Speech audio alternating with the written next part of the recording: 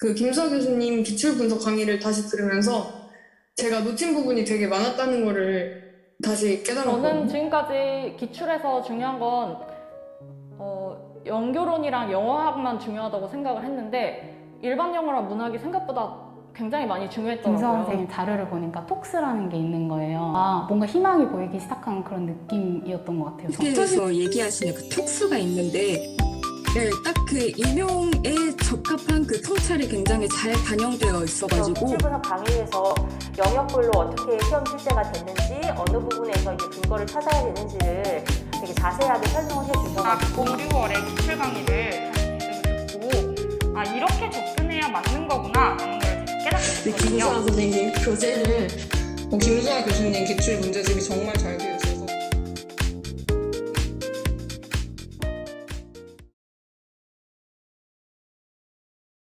그 김수아 교수님 기출 분석 강의를 다시 들으면서 제가 놓친 부분이 되게 많았다는 거를 다시 깨달았거든요. 제가 9월 모의고사부터 책팀이랑 함께하게 돼서 시간이 정말 굉장히 촉박했는데도 모의고사를 들으면서 일용이 부족하다는 걸 느껴서 그때 김수아 교수님 기출 분석 인강을 같이 들었어요. 근데 지금 이제서야 기출 분석 강의를 듣는 사람은 나밖에 없을 텐데 하는 생각에 불안했지만 기출 분석이 제대로 되지 않았고 또 내가 그런 논리 구조가 너무 빈약하다고 느껴진다면 늦게라도 반드시 강의를 들어서라도 하시는 거를 추천드리고요. 더 좋은 거는 일찍이 제때 같이 하는 거겠죠. 그래서 일형은 제대로 막 외우거나 숙지해야 될 이런 개념이 있는 게 아니기 때문에 시간이 없다면 저처럼 시간이 없다면 제대로 피드백을 안 하고 여러 지문을 막 보는 것보다는 한 지문이라도 제대로 공부를 하는 게 낫다고 생각을 합니다. 물론 가장 베스트는 꼼꼼하게 많은 양의 문제를 푸는 게 당연히 가장 좋다고 생각을 합니다. 저는 지금까지 기출에서 중요한 건 연교론이랑 영어학만 중요하다고 생각을 했는데 일반 영어랑 문학이 생각보다 굉장히 많이 중요했더라고요. 그래서 어차피 질문 나왔던 거 또 안 나오니까 라고 생각을 했지만 유형이 생각보다 2000년부터 2008년도 유형이 최근 유형이랑 훨씬 더 비슷했어요. 그래서 거기서 답을 찾는 연습을 하니까 그것이 모의고사 풀 때나 올해 시험 문제 풀 때도 그대로 적용이 돼서 제가 지문을 일일이 워드 바이 워드로 해석하지 않아도 지문의 구조가 보이고 이 문제에서 정확히 어떤 것을 요구하는 건지 무엇을 답으로 써야 되는지를 찾을 수가 있었던 것 같아요. 객관식 시험에서는 감으로 풀어도 사실 문제가 없었거든요.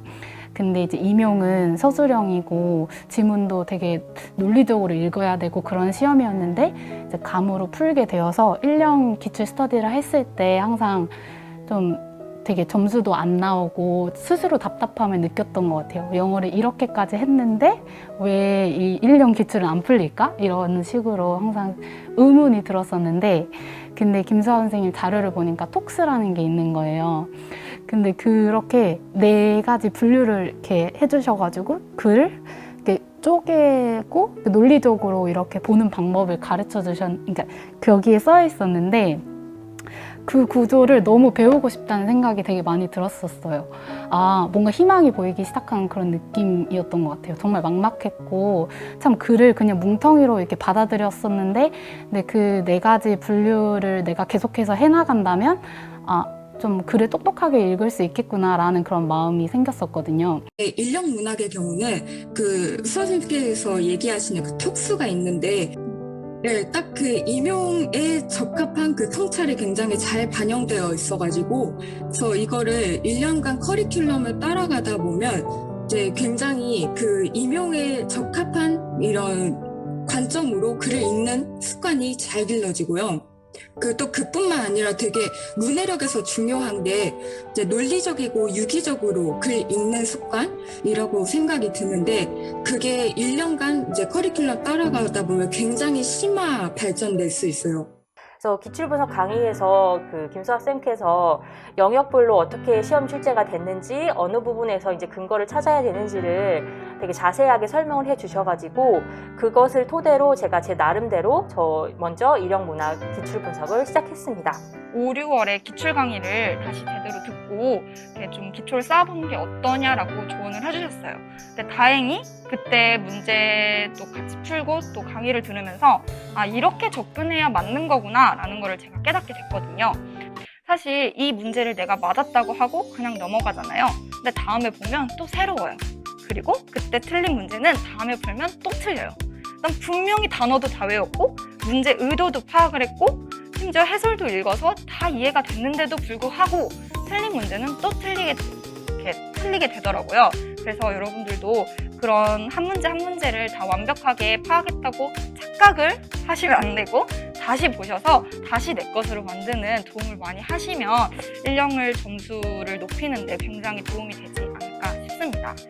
진짜 초수 그리고 재수 때 혼자 공부하는 게 좀 많았어가지고 김수아 선생님 교재를 사서 공부해봤던 적이 있거든요. 문학 같은 작품 경우에는 아예 한글 해석이 다 달려있었고 그리고 또 그 서머리하는 문제 같은 경우에는 이제 각각 어떤 요소가 들어가야 되는지 해설도 다 들어있었고 패러프레이즈를 이런 식으로 같은 의미를 가지고 있더라도 다양한 이런 어휘를 머릿속에 가지고 있어야 빠른 시간 안에 그 패러프레이즈를 할 수 있겠다라는 생각이 들었었어요.